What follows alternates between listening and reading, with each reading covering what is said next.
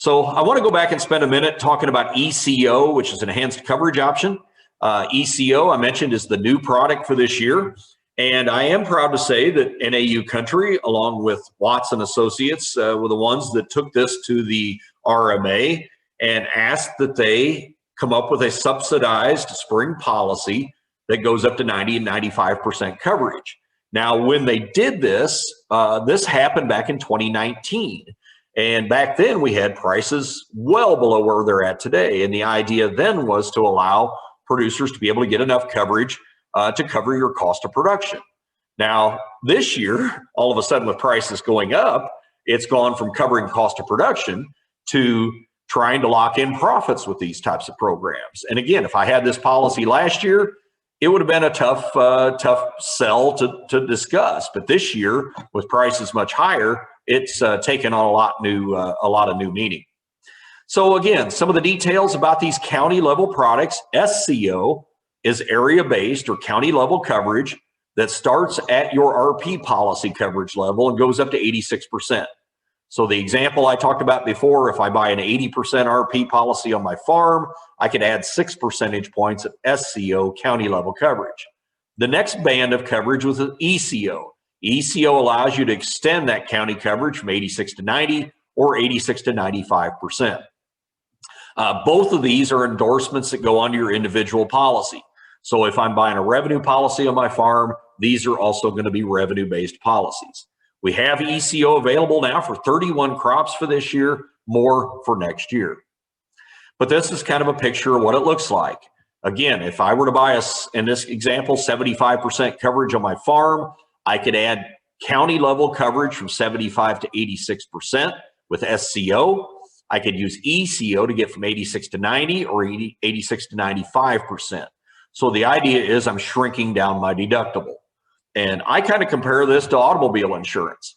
You know, I could come into this year with $1,000 deductible on my car insurance, or I could choose to lower that to $750, or I could choose to lower it to $500. But the point is, this year I'm driving the nicest car that I've driven in 7 years. We've got the prices the highest they've been since 2014. So how do I want to protect that? Do I want to use the same deductible I've had in the past, or do I want to try to shrink some of that deductible? So go back to the charts we showed a minute ago. You know, what kind of price protection do I want to get with these types of policies this year? Do I want to get, leave a 14%, 10%, 5%? Where do I want to try to raise that bar to? Now, history is on the side of corn price, because seasonality shows us that 9 out of the last 15 years, we've had at least a 5% drop in the price of corn from February to October, which means that if we would have had ECO at 95%, and let's assume that the county had an average yield, I know that wasn't the case, but let's assume you had average yields, price dropped enough to be able to trigger payments in those years. Now, soybeans, again, we're able to maybe get some floors up over $11 using ECO this year. But if I look at the history of bean price, let me go down one more. Only 5 out of 15 years have we seen that seasonal tendency for beans to drop in the fall. However, if you look back at those 5 years, we started with very high prices, kind of like we are this year. So maybe this is the year where you also want to consider something like this on soybeans as well. A few other details. Producers must have an individual policy to buy SCO or ECO. Doesn't state which level, you just have to have an individual policy, because your ECO and SCO are going to match the coverage, revenue, or yield of your underlying policy. You may buy SCO, but you don't have to. So in other words, a producer could decide to leave a gap in his coverage.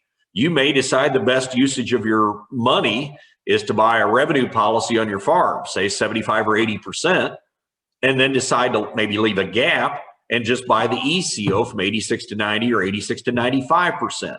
So maybe you think in that scenario, you get the best of both worlds. You have individual coverage in a big loss situation, but you also get your trigger as high as possible with an ECO type policy.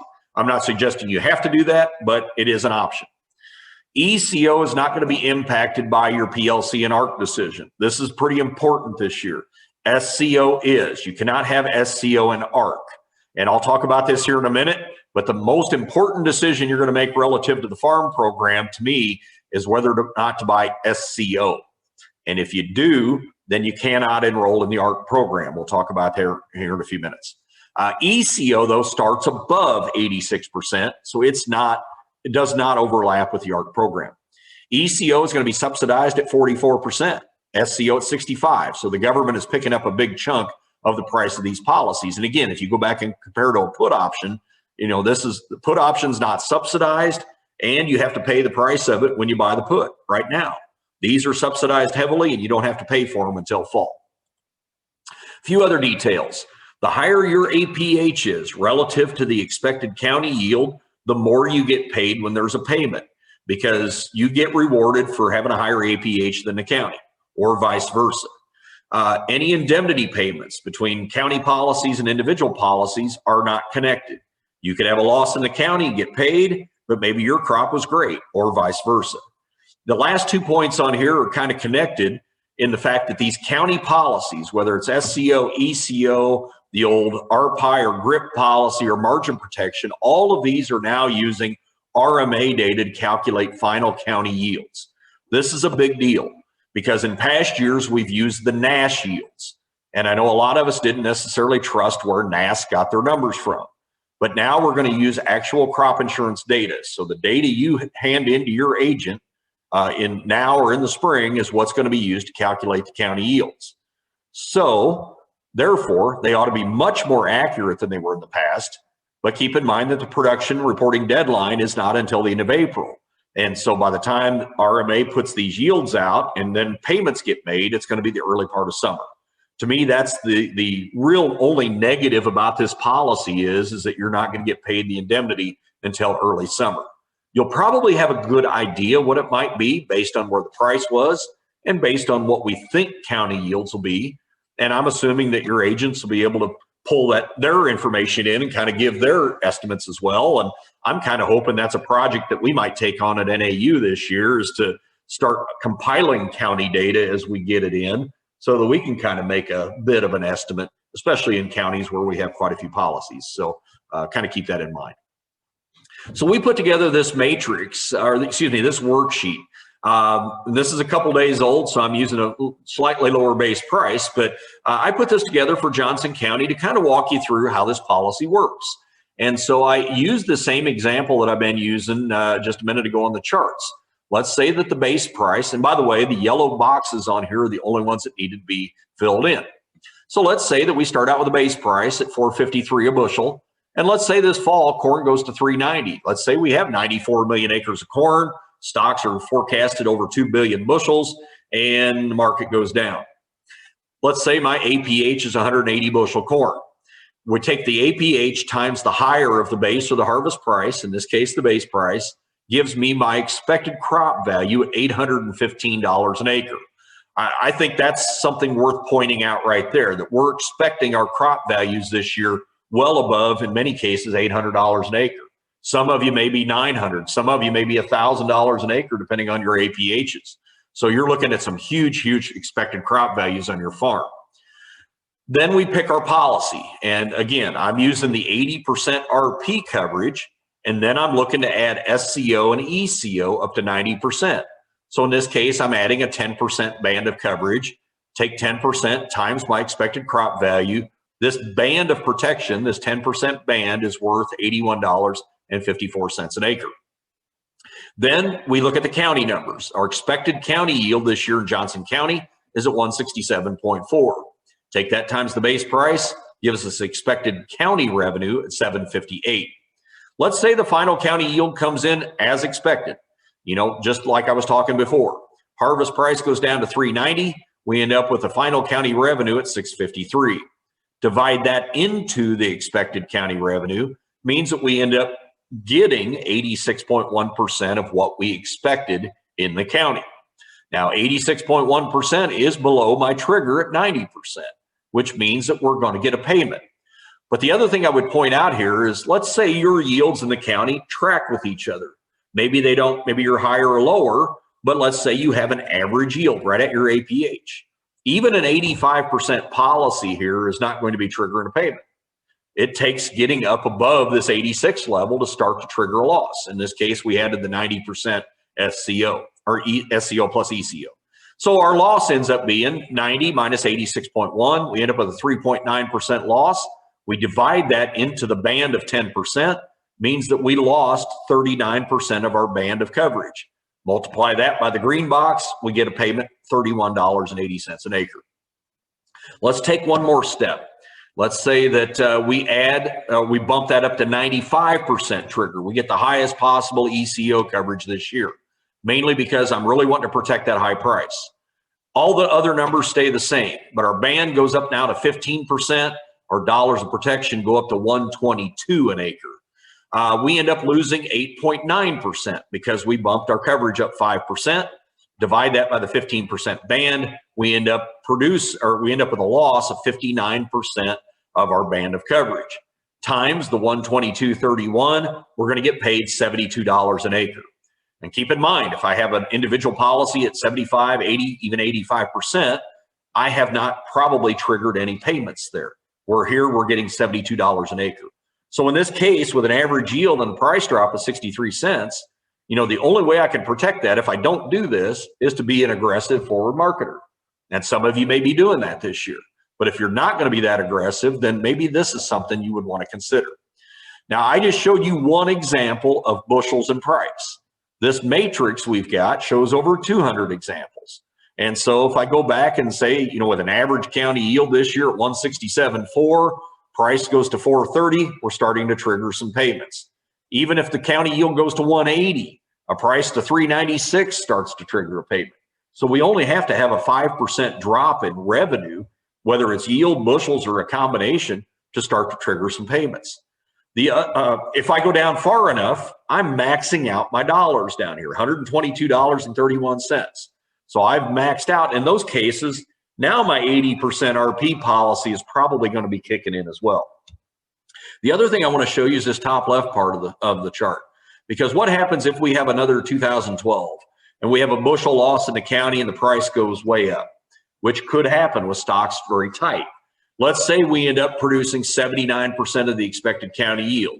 Price goes to 7.25 this fall. We're going to get $195.75 back from these two policies. And the reason is if I go back here on the worksheet, now I've bumped my harvest price to 7.25, which takes my expected crop value way up, which takes my ECO and SCO dollars of protection way up. That's what you get with the harvest revenue option. And so in this example, I'm getting almost $200 an acre. And what I would also point out here, this is with 79% of the expected county yield. If I'm buying an 80% RP policy and have 79% of my expected yield, I'm just starting to trigger a payment when the county is already paying almost $200 an acre. So that's the advantage of these higher coverages. And Nathan can tell you, they're not cheap. But again, when you price it versus a put option, or when you look at the potential risk involved with price drop this year, I think it's something you definitely at least want to look at. Here's the history of what Johnson County would have looked like had we had ECO and SCO over the last nearly 20 years. Shows you what would have happened. And especially 8, 11, and 12 were the big years where we would have had some losses. So some of you, if your yields tend to track with or better than the county average, maybe you've used some of the county policies before, certainly it's something not to rule out. Now, the last 3 or 4 years, we've had some good years, but we've also started out with really low prices in the spring relative to where we're at today. So again, that makes this year look a little bit better. If you're not sure how you look versus the county, we can put your yield history in over the last 10 years compared to the county, see how you would have tracked. And this might be good to know. If your yields tend to track above the county or with the county, then I think that makes you a pretty good candidate for the county insurance program. One other price mechanism I want to talk about just briefly is Easy Rev. Don't forget that we have this type of a program. It's a price alternative pricing mechanism to where you can add other months to your policy. When you buy revenue insurance, you get the February price and the fall price. But if you think there's a chance of a drought rally this summer, you could add the package of May, June, and July to your policy. If one of those has a higher average price, you're going to bump your coverage up. And if you look at the history over the last 15 years, the month of June still stands out as the high month. 2 years ago, we had 450 average in June. when the base price was $4. So it worked out well that year for the people that bought it. Same with soybeans. Historically, June, July is the price is typically where you ought to be marketing. And you can also add those months with Easy Rev to your policy. The last topic I want to hit on briefly is the farm program for this year. We do have an election to make by March 15. This is a letter that I had sent out to our agents back in early January, and I put it out with my market report as well. If you happen to read it, I really haven't changed my opinions. However, I have changed one thing, and that is that SCO is the most important piece to the farm program puzzle this year. Therefore, I think that the first thing, if you haven't signed up yet, the first thing I would want to do is talk to my crop insurance agent and decide, do I want to add SCO to my policy this year? Remember, SCO is supplemental coverage. SCO allows you to start at 86% county coverage down to your individual level of protection. But SCO and ARC are mutually exclusive from each other. You cannot do both. ARC is also 86% protection through the FSA office. So I would want to decide first, do I want to buy SCO? That will dictate what I do at the FSA office. If I decide to sign up for the SCO program, then I have to put my acres in the PLC program. If I'm not doing SCO, then I probably agree with Nathan that I would put my ground in ARC, just in case for whatever reason there's a local county yield disaster, prices don't move a whole lot. But again, this decision has to be done by March 15. But real quickly, and he talked to you a little bit, PLC uses these blue numbers on the left as price support. The gold box next to that are the current estimates for the current marketing year. Corn and beans will not be paying PLC payments. Wheat would still be paying a 50-cent payment. The next box over, gold box, is what the Ag Outlook Forum estimated prices to be in 21-22. Keep in mind that marketing year does not start till this September, goes through August of 22. But as of these levels, none of these would be paying PLC payments. Wheat would be close. Therefore, I would probably still put wheat in the PLC program. But for corn and beans, I don't see prices going below those levels. So should I consider ARC or SCO? SCO has two major advantages versus ARC. Number one are price.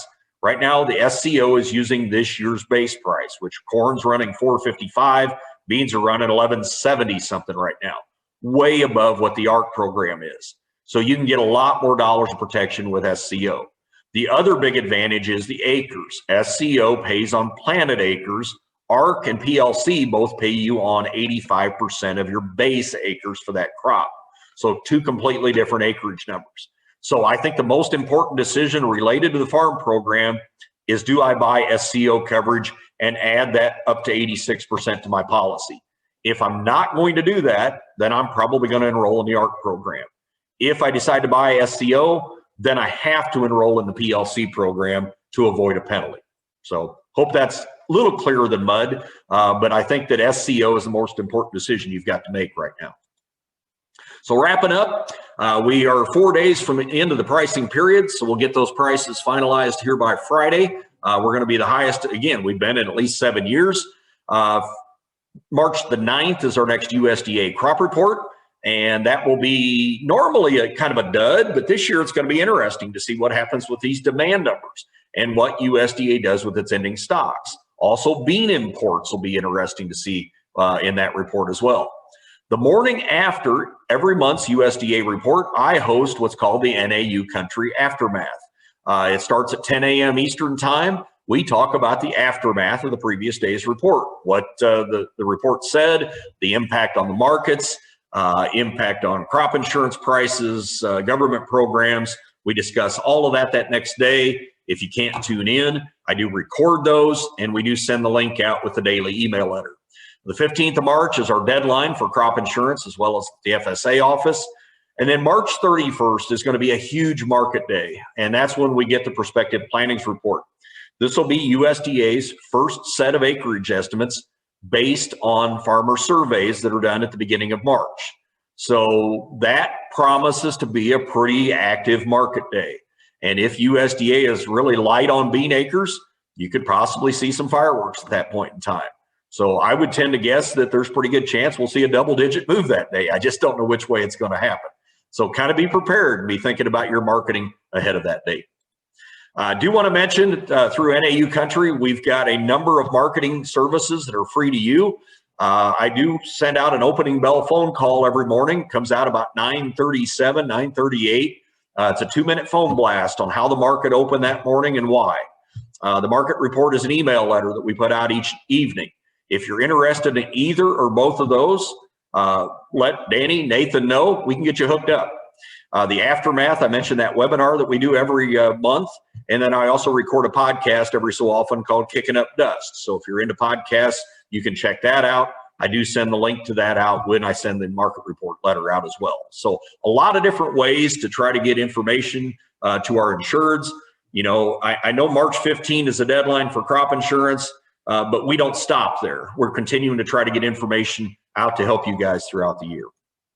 So with that, I certainly thank you for joining in today. I look forward to being in person, hopefully next year. But otherwise, we continue to make do with what we can. And again, I appreciate the opportunity to visit with this group. So Danny, I'll turn it back over to you. Can you get to that other slide? I've just got 2 left, I think.